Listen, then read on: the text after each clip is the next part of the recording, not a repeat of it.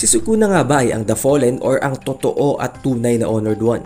Totoo nga ba na at some point ay mag-grow ng mga wings itong si Sukuna na para bang isang literal na fallen angel? It is The Updated Weeb at pag-uusapan natin yan in-depth sa video na to. Kung babalikan natin ang pinakahuling panel sa chapter 251 ng Jujutsu Kaisen, meron dong parang silhouette nga nitong si Sukuna na nagde-depict ng kung paano nakikita nitong si Uraume ang kanyang master na si Ryomen Sukuna. At sa likod nito merong para bang mga feathers na tumutubo. Although oo, pwedeng isang random design lang yung ni Gege, pero kung babalikan natin ang mga illustrations ni Gege nang nasa katawan pa siya ni Yuji, makikita natin na napakalayo ng pinagkaiba ng mga tattoos sa katawan ni Sukuna nang nasa katawan pa siya nitong si Yuji kumpara sa kanyang original form na to ngayon. Pero simulan natin ang lahat sa kanyang arm tattoo. Makikita natin na mas madaming tattoo ang braso ng katawan ni Yuji Itadori kung ikukumpara sa tattoo ng original form ngayon ni Sukuna. My theory is that maaring dahil nga sa dumami ang braso nitong si Sukuna, from 2 arms nagkaroon siya ng 4 arms. Kaya naman ang dalawang bands na tattoo na nakalagay sa braso nitong si Sukuna nang nasa katawan pa siya ni Yuji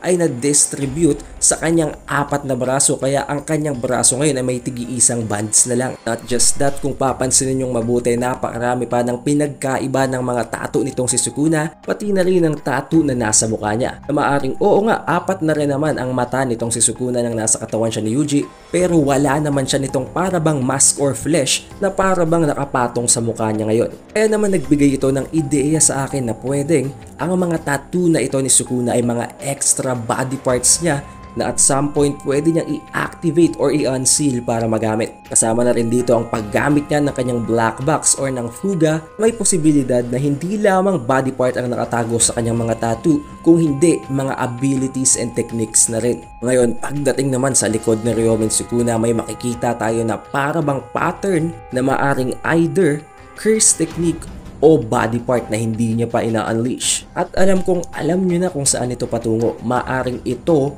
ay kung saan tutubo ang mga pakpak ni Ryomen Sukuna.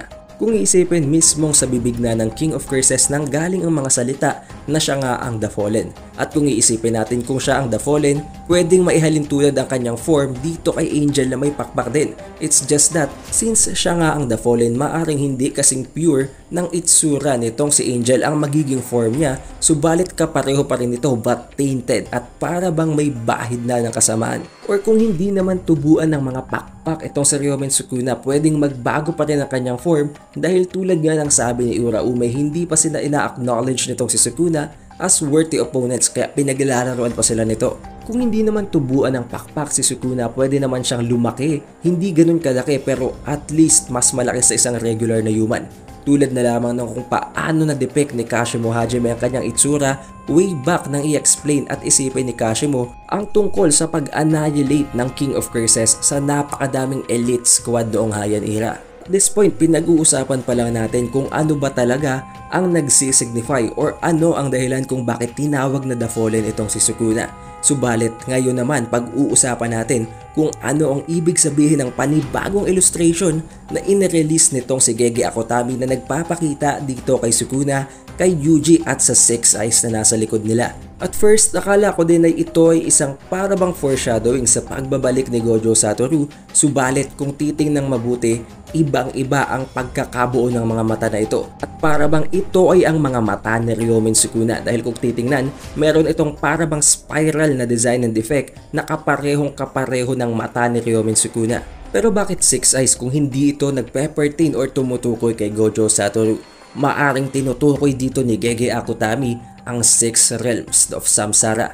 At maaring maging sa bagay na ito makuha nga din natin ang hint na kung ano ang tunay na curse technique nitong si Sukuna. And from the name itself, 6 realms of Samsara, meron ditong 6 na mga realms. Ito ay ang Hell Realm, Hungry Ghost Realm, Human World Realm, Beast or Animal World Realm, ang Asura Realm, at ang God Realm. Subalit ano ang koneksyon ni Sukuna sa 6 na mga realms na ito?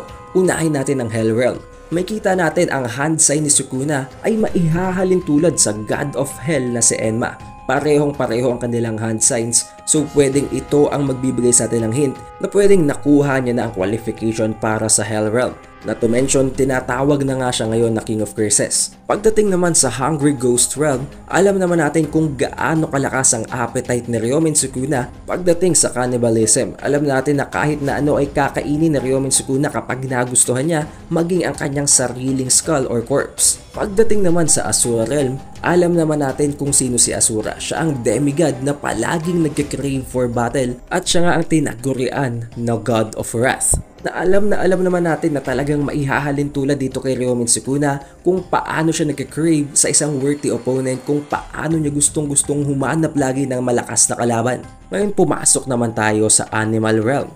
Alam naman natin ang isa sa mga dahilan kung bakit kinuha nitong si Sukuna ang katawan ni Megumi Fushiguro as his vessel. Alam natin na ang main purpose lamang doon ay ang gamitin itong si Mahoraga laban sa Infinity nitong si Gojo. Subalit dahil doon, nakuha niya ang natitira pang 9 na mga Shikigamis na mga animals na maaring dahilan kung bakit maihahalin tulad natin yon sa Animal Realm. Ngayon, bakit naman makakapasok bigla sa God Realm itong si Sukuna?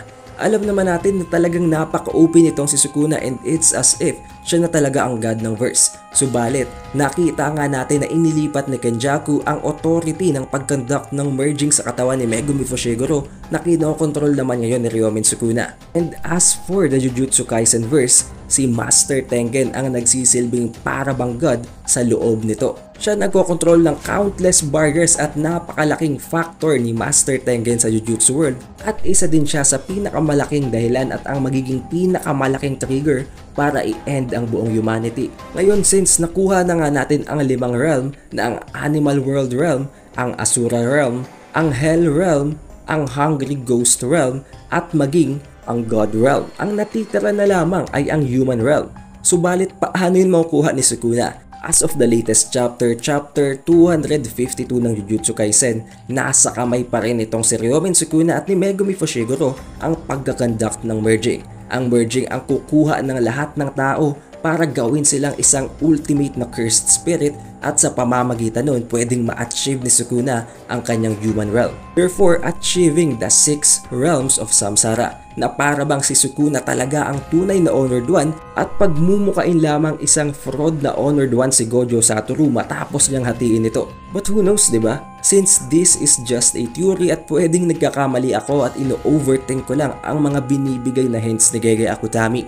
But what do you guys think? Be sure to put that in the comment section below para mapag-usapan pa natin. Don't forget to leave a like, subscribe at i-ring nyo na din ang bell button. Huwag nyo na din kalimutang i-follow ang ating Facebook page by the same name na Updated Weeb para na rin palagi kayong updated and notified tuwing magkakaroon tayo ng events sa ating community. It is the Updated Weeb and I'll see you on the next one.